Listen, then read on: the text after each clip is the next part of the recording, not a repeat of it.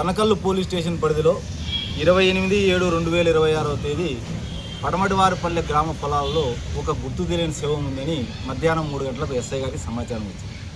ఆ సమాచారం మేరకు ఎస్ఐ గారు అక్కడికి వెళ్ళడం, సిఐ గారు కూడా వెళ్ళడం, అక్కడ చూస్తే గుర్తు తెలియని శవం మీద ఒంటి మీద డ్రాయర్ తప్ప దుస్తులు ఏమీ ఉండవు.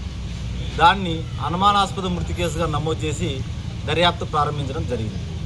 ఈ దర్యాప్తులో భాగంగా సిఐ గారు మరియు ఎస్ఐ గారు ఆ అన్ఐడెంటిఫైడ్ డెడ్ బాడీ యొక్క ఫోటోలను అన్ని లోకల్ గ్రూప్లోను, మీడియాలోను, ఛానల్లోను, సోషల్ మీడియాలోను పబ్లిష్ చేయగా చనిపోయిన వ్యక్తి మంద్రాజ్ తితేరా, 30 సంవత్సరాలు, సొసోపి, జార్ఖండ్ అని తెలిసింది.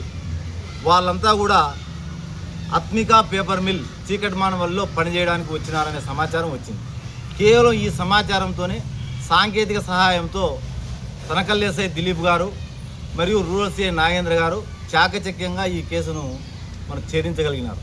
ఈ కేసులో ప్రధాన నిందితులు సునీల్ సితారై, సంజీవ్ సితారై, సింగా సితారై, బసు బాల్ముచు, జనారాం తిరియా, వీళ్ళంతా కూడా సొసోబికి చెందిన వాళ్ళే, జార్ఖండ్ వాళ్ళే. వీళ్ళంతా కూడా ఆత్మిక పేపర్ మిల్లో పనిచేస్తున్నారు.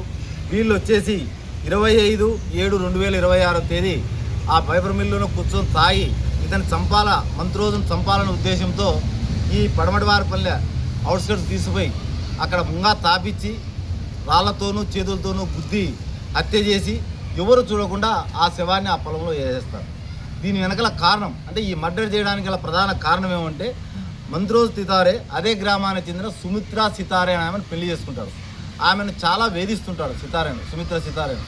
అది చూసి వాళ్ళ అన్నగారు తట్టుకోలేక సునీల్ సితారై, సంజీవ్ సితారై తట్టుకోలేక ఏ విధంగా చంపాలనే ఉద్దేశంతో అతన్ని కుట్రలో భాగంగా ఇక్కడికి మన తనకల్లు చీకటి మానపల్లె పేపర్ మిల్లుకి తీసుకొచ్చి అక్కడి నుంచి పడమటివారి వెళ్ళకి తీసుకొని పోయేసి బాగా తాపిచ్చి రాళ్లతో కొట్టి హత్య చేయడం జరిగింది. ఇందులో ప్రధానంగా ఈ కేసు పత్తా చేయడంలో దిలీపు మరియు నాగేంద్ర వాళ్ళ టీం అంతా కూడా ఎస్పీ గారు ప్రత్యేకంగా అభినందించారు.